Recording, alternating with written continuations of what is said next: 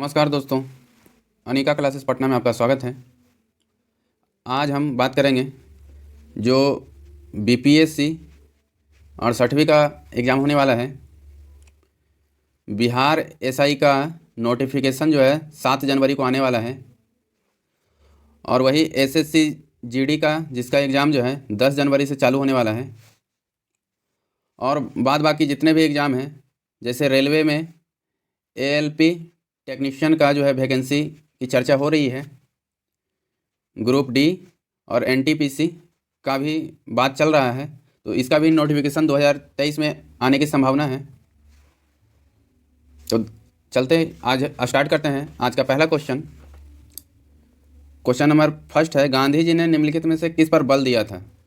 तो गांधी जी ने राजनीति का आध्यात्मिकरण, राजनीति का धार्मिकरण और राजनीति का विकेंद्रीकरण, यह सभी पे बल दिया था।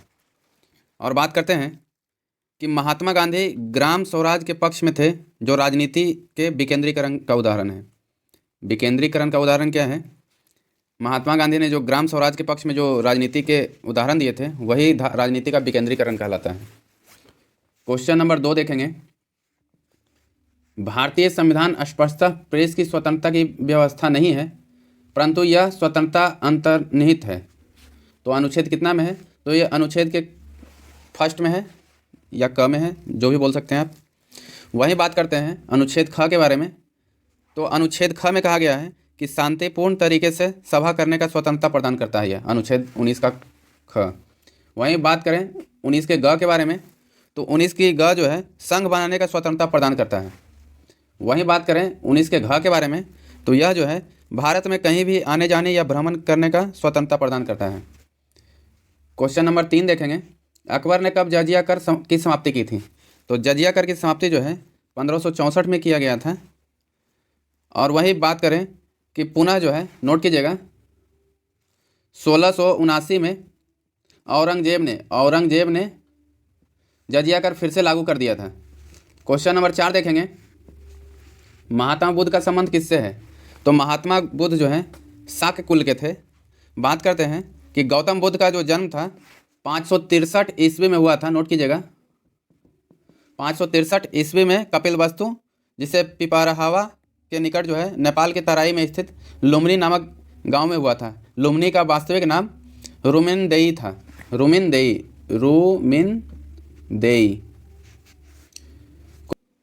क्वेश्चन नंबर 5 देखेंगे। हिस्टोरिका के लेखक हैं। तो हिस्टोरिका के लेखक, इतिहास के पिता जो हेरोडोटस हैं, उन्होंने ही हिस्टोरिका नामक पुस्तक भी लिखी है। वहीं बात करें मेगास्थनीज की, तो मेगास्थनीज ने जो है इंडिका नामक पुस्तक लिखी थी। इंडिका। इस पुस्तक में जो है मौर्य काल की जानकारी मिलती है। क्वेश्चन नंबर 6 देखेंगे। सल्तनत काल में किस भाषा को राजभाषा का दर्जा दिया गया? तो सल्तनत काल में जो है, सल्तनत काल और मुगल काल, नोट कीजिएगा, मुगल काल, यह दोनों में जो है फारसी भाषा को जो है राजभाषा का दर्जा दिया गया था। क्वेश्चन नंबर 7 देखेंगे। ईरानी पद्धति सिजदा की शुरुआत की गई थी। तो सिजदा की शुरुआत जो है बलबन ने किया था। सिजदा एवं पापोस प्रथा जो है बलबन ने स्टार्ट किया था। तो सिजदा क्या है, इसके बारे में जान लेते हैं। तो सिजदा जो है दरबार में सिर झुका करके आना एवं घुटने के बल बैठकर सुल्तान के चरण चूमना, यह अनिवार्य प्रथा थी। इसे ही सिजदा कहा गया है। क्वेश्चन नंबर 8 देखेंगे। भारतीय राष्ट्रीय कांग्रेस किस अधिवेशन की अध्यक्षता सुभाष चंद्र बोस ने की थी? तो हरिपुरा, जो कि 1938 में अधिवेशन हुआ था, उसकी अध्यक्षता जो है सुभाष चंद्र बोस ने की थी। क्वेश्चन नंबर 9 देखेंगे। जब चंद्रमा पृथ्वी के सबसे नज़दीक होता है तो ऐसी स्थिति कहलाती है? तो ऐसी स्थिति जो है उपर्भु कहलाती है। जब नज़दीक रहेगा तो उपर्भु, और वही दूर रहेगा तो रहेगा तो अपर्भु। ध्यान से नोट कर लीजिएगा। क्वेश्चन नंबर 10 देखेंगे। राज्यसभा के वर्तमान महासचिव कौन है? तो राज्यसभा के वर्तमान महासचिव जो है प्रमोद चंद्र मोदी हैं, जिसे पीसी मोदी कहा गया है। पीसी मोदी। क्वेश्चन नंबर 11 देखेंगे। समुद्र तटों को कचरा मुक्त करने हेतु पुनीत सागर अभियान किस संगठन ने चलाया है? तो पुनीत सागर अभियान जो है एनसीसी के द्वारा चलाया गया है। क्वेश्चन नंबर 12 देखेंगे। विश्व बैंक अंतर्राष्ट्रीय मुद्रा कोष IMF की स्थापना किस वर्ष की गई है? तो विश्व बैंक और अंतर्राष्ट्रीय मुद्रा कोष की स्थापना जो है 1944 में की गई थी। वहीं विश्व बैंक और IMF कार्य करना जो है 1945 से चालू किया था। तो दोनों क्वेश्चन एक ही है, बस थोड़ा सा बात पर ध्यान दीजिएगा। क्वेश्चन नंबर 13 देखेंगे, अक्षांश का तात्पर्य है। तो अक्षांश का तात्पर्य है ग्लोब पर विषुवत रेखा के समांतर उत्तरी एवं दक्षिणी गोलार्ध में खींची गई रेखा, यह जो है अक्षांश कहलाती है, जो 90 + 90 मिल करके जो है 180 डिग्री होती है। अक्षांश पूछे, अक्षांश कितना डिग्री होता है, तो 180 होता है। क्वेश्चन नंबर 14 देखेंगे, पृथ्वी अपनी धुरी पर घूमती है। तो पृथ्वी जो है पश्चिम से पूरब की ओर घूमती है एंटी क्लॉकवाइज, इसी कारण जो है सूर्योदय पूरब में होता है। क्वेश्चन नंबर 15 देखेंगे, कार्ल मार्क्स किस देश का निवासी था। तो कार्ल मार्क्स जो है जर्मनी के निवासी थे। इन्होंने ही नारा दिया था कि विश्व की मजदूर एक हो जाओ, तुम्हें खोने के लिए कुछ नहीं, पाने के लिए सारा संसार है। क्वेश्चन नंबर 16 देखेंगे, कांग्रेस के किस अधिवेशन में पूर्ण स्वराज की मांग स्वीकार की गई थी। तो लाहौर अधिवेशन 1929 में जो है कांग्रेस में पूर्ण स्वराज की मांग स्वीकार की गई थी, और इसकी अध्यक्षता जो है JL नेहरू ने किया था, जवाहरलाल नेहरू ने। क्वेश्चन नंबर 17 देखेंगे, भारत के प्रधानमंत्री की क्या की जाती है। तो भारत के प्रधानमंत्री की नियुक्ति की जाती है अनुच्छेद 75 के आधार पे। अनुच्छेद 75 के आधार पे लोकसभा के बहुमत दल के नेता को राष्ट्रपति जो है प्रधानमंत्री के रूप में नियुक्त करता है। क्वेश्चन नंबर 18 देखेंगे, लोकतंत्रात्मक शासन की सफलता के लिए आवश्यक है। तो इसकी सफलता के लिए जो है शिक्षित जनता, आर्थिक समानता, नागरिक स्वतंत्रता, यह सभी जो है लोकतांत्रिक शासन के लिए सब आवश्यक हैं। क्वेश्चन नंबर 19 देखेंगे, सोशल कॉन्ट्रैक्ट्स किसके द्वारा लिखी गई है। तो सोशल कॉन्ट्रैक्ट जो है रूसो के द्वारा लिखी गई है। क्वेश्चन नंबर 20 देखेंगे, भारत के मानक समय या याम्योत्तर नहीं गुजरता है। तो यह महाराष्ट्र से नहीं गुजरता है, जबकि आंध्र प्रदेश, छत्तीसगढ़, उत्तर प्रदेश, यह सभी राज्यों से गुजरता है। क्वेश्चन नंबर 21 देखेंगे, निम्नलिखित में से किस स्थान पर सबसे कम वार्षिक वर्षा होती है। तो सबसे कम वार्षिक वर्षा जो है लेह से होती है। क्वेश्चन नंबर 22 देखेंगे, प्राचीन वैशाली नगर को वर्तमान में किस नाम से पुकारा जाता है। तो प्राचीन वैशाली जो विश्व के प्रथम गणतंत्रीय राज्य लिच्छवी की राजधानी थी, वर्तमान में वह हाजीपुर के नाम से जाना जाता है। बता दें कि अभी तक आपने हमारे चैनल को सब्सक्राइब नहीं किया है तो सब्सक्राइब कर दें और वीडियो को ज़्यादा से ज़्यादा शेयर करें, ताकि और भी स्टूडेंट जो है हमारे अनिका क्लासेस पटना चैनल से जुड़ सकें। क्वेश्चन नंबर 23 देखेंगे, पटना स्थित सदाकत आश्रम की स्थापना किसने की थी। तो सदाकत आश्रम की स्थापना जो है मजहरुल हक ने किया था। क्वेश्चन नंबर 24 देखेंगे, बिहार में विद्युत ऊर्जा का मुख्य स्रोत क्या है। तो बिहार में ही नहीं, पूरे भारत में जो है विद्युत ऊर्जा का मुख्य स्रोत जो है ताप विद्युत है, जो पूरे भारत में 67%, नोट कर लीजिएगा, 67% जो है विद्युत ऊर्जा के द्वारा ही जो है हमारा मुख्य स्रोत है विद्युत उत्पन्न करने का। क्वेश्चन नंबर 25 देखेंगे, बिहार बंगाल से कब पृथक हुआ। तो बिहार बंगाल से जो है 1911 में अलग हुआ था। पृथक मतलब अलग होना। और वही जो है बात करते हैं कि 1911 में जॉर्ज पंचम के सम्मान में दिल्ली दरबार का आयोजन किया गया था, जिसमें बंगाल विभाजन को रद्द कर दिया गया एवं बंगाल से अलग कर बिहार राज्य का गठन की घोषणा किया गया, जिसकी अधिसूचना औपचारिक रूप से 22 मार्च 1912, बिहार से बंगाल जो 1911 में हुआ, और फिर राज्य जो है 22 मार्च 1912 को बिहार राज्य बनाया गया। वही 22 मार्च को हम बिहार दिवस के रूप में मनाते हैं। क्वेश्चन नंबर 26 देखेंगे, मृदा संरक्षण वह प्रक्रम है जिसमें, तो उसमें क्या होता है कि मृदा को नुकसान से सुरक्षित किया जाता है, मिट्टी को किसी प्रकार का नुकसान ना हो। क्वेश्चन नंबर 27 देखेंगे, टेरा रोसा का प्रारूपिक विकास उस भूभाग में होता है। तो यह जो है चूना पत्थर होता है। क्वेश्चन नंबर 28 देखेंगे, अवसादी शैलों के लिए निम्नलिखित में से कौन सा कथन सत्य है। तो यह शैल स्तरों में निक्षेपित है। अवसादी शैलों का निर्माण, ध्यान से सुनिएगा, अवसादी शैलों का निर्माण करोड़ों वर्षों में निक्षेपण से होता है, जो परतदार चट्टान, जो कि कोल जैविक चट्टान होता है। पृथ्वी की सतह के कठोर भाग को चट्टान कहते हैं। चट्टान किसे कहते हैं? पृथ्वी के कठोर भाग को चट्टान कहा जाता है।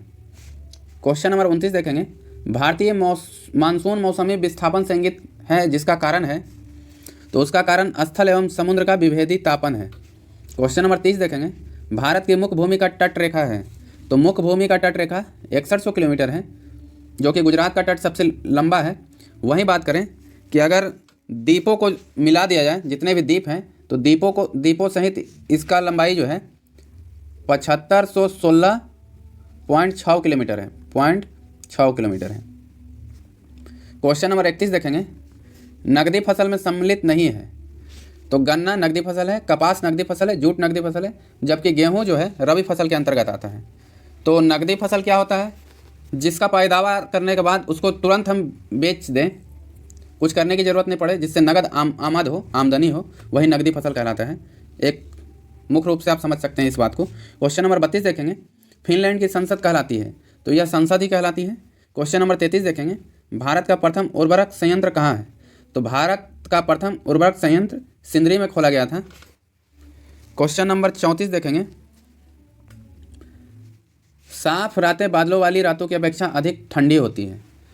तो साफ रातें जो है बादलों वाली रातें की अपेक्षा अधिक ठंडी होने के कारण विकिरण है, विकिरण। क्वेश्चन नंबर 35 देखेंगे, निम्नलिखित में से किस युग का मिलान सही है? तो किसका मिलान सही है? तो यह जो है भूमध्य रेखीय क्षेत्र गरज के साथ वर्षा मध्याह्न, यही जो है सही है। क्वेश्चन नंबर 36 देखेंगे, भारतीय संविधान को अपनाया गया था। तो भारतीय संविधान को संवैधानिक सभा के द्वारा अपनाया गया था। क्वेश्चन नंबर 37 देखेंगे, भारतीय नागरिकों के मौलिक अधिकारों का वर्णन है। तो भारत में जो है मौलिक अधिकार का वर्णन जो है अनुच्छेद 12 से 35 तक है, अनुच्छेद 12 से 35 तक किया गया है। यह भाग 3 के अंतर्गत आता है, भाग 3 के अंतर्गत आता है। क्वेश्चन नंबर 38 देखेंगे, न्यायिक पूर्वालोकन का अर्थ यह है कि सर्वोच्च न्यायालय, तो सर्वोच्च न्यायालय जो है अपने निर्णय की समालोचना कर सकता है। यह जो है अनुच्छेद 13 और अनुच्छेद 137 के आधार पर है, अनुच्छेद 13 और अनुच्छेद 137 के आधार पर जो है सर्वोच्च न्यायालय अपने निर्णय का समालोचन कर सकता है। क्वेश्चन नंबर 39 देखेंगे, भारत में प्रजातंत्र इस तथ्य पर आधारित है कि जनता को सरकार को चुनने तथा बदलने का अधिकार है। यही ना लोकतंत्र है, जनता जो है सरकार को चुनती है और बदलने का उसके पास अधिकार है। क्वेश्चन नंबर 40 देखेंगे, सिंधु सभ्यता निम्नलिखित में से किस युग में पड़ती है? तो सिंधु सभ्यता जो है आद्य ऐतिहासिक काल में पड़ती है। तो आद्य ऐतिहासिक काल क्या होता है? तो जिसका लिखित स्रोत तो उपलब्ध हो लेकिन वह पढ़ा नहीं जा सके। इसका उदाहरण जो है हड़प्पा सभ्यता है, उसे ही आद्य ऐतिहासिक काल कहा जाता है।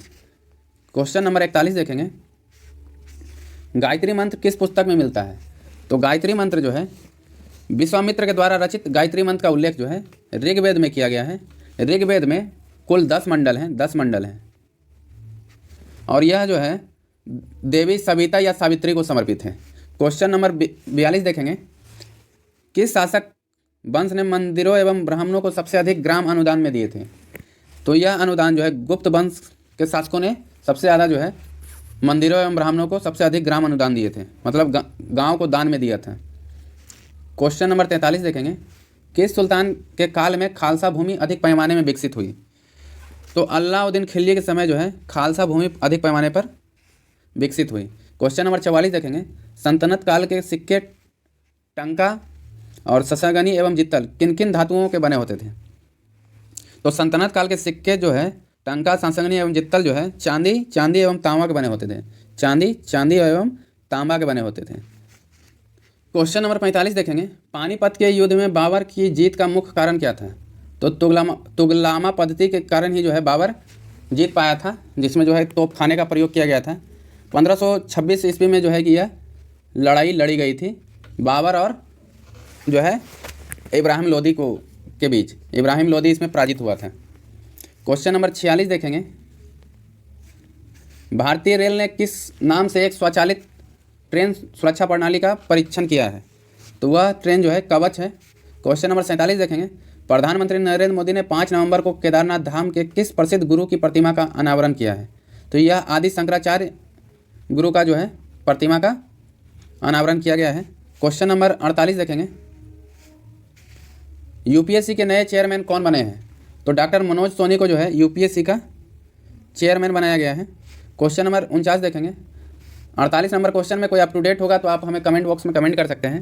क्वेश्चन नंबर 49 देखेंगे, निम्नलिखित में से किसके जन्म दिवस को जनजातीय गौरव दिवस के रूप में मनाने की घोषणा केंद्रीय मंत्रिमंडल के द्वारा की गई है? तो यह जो है बिरसा मुंडा के नाम पे जो है जनजातीय गौरव दिवस के रूप में मनाने की घोषणा की गई है। क्वेश्चन नंबर 50 देखेंगे, विश्व स्वास्थ्य संगठन ने किस महाद्वीप को पोलियो वायरस मुक्त घोषित किया है? तो अफ्रीका एक देश है जिसको पोलियो वायरस मुक्त घोषित किया गया है। वही एक और देश है नाइजीरिया, इसको भी पहले ही पोलियो मुक्त घोषित कर दिया गया है। क्वेश्चन नंबर 51 देखेंगे, केसर के पौधे का कौन सा भाग केसर सैफरोम प्राप्त करने के लिए उपयोग में है? तो सूक्ष्म वर्तिकाग्र, यह कल के प्रैक्टिस सेट में भी यह क्वेश्चन आया था।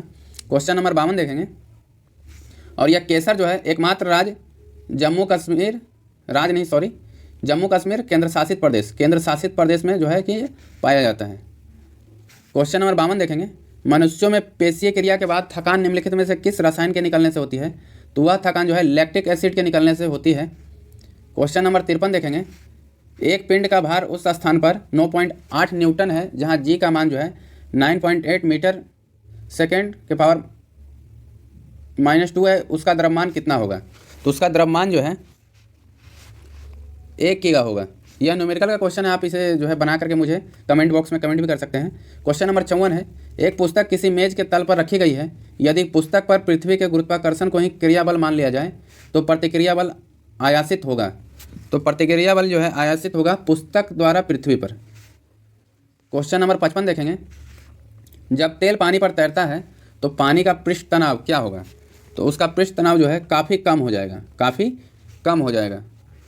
क्वेश्चन नंबर 56 देखेंगे, किसी वस्तु को 15 सेमी फोकस दूरी वाले अवतल दर्पण के सम्मुख 5 सेमी दूर रखा गया, प्रतिबिंब का क्या रूप होगा? तो प्रतिबिंब का रूप जो है आभासी आवर्धित होगा। ये फिगर के द्वारा ड्रा करके बनाया जाता है, इसमें हालांकि टाइम बहुत लग जाएगा, इसलिए सिर्फ जीके के क्वेश्चन ही देखते हैं जिस पर डिस्कशन कर सकें। क्वेश्चन नंबर 57 देखेंगे, मैग्नीशियम का संघटक है। तो मैग्नीशियम का संगठन जो है 96% एल्युमिनियम और 4% मैग्नीशियम होता है। क्वेश्चन नंबर 58 देखेंगे, निम्नलिखित में से कौन सा एक मिश्रण नहीं है? ध्यान दीजिएगा, नहीं है। तो वायु एक मिश्रण है, दूध भी एक मिश्रण है, सीमेंट भी एक मिश्रण है, जबकि पारा जो है मिश्रण नहीं है, पारा एक द्रव धातु होता है। क्वेश्चन नंबर 59 देखेंगे, नीचे दिए गए चित्रों पर ध्यान दीजिए। तो यह चित्र समसूत्री विभाजन माइटोसिस की किस अवस्था को दर्शाता है? तो यह जो है एनाफेज को दर्शाता है। क्वेश्चन नंबर 60 देखेंगे, वह पक्षी जिसके कुछ लक्षण सरीसृपों जिसको रेप्टाइल्स के समान थे, तो इसका जो है आर्कियोपटेरिक्स,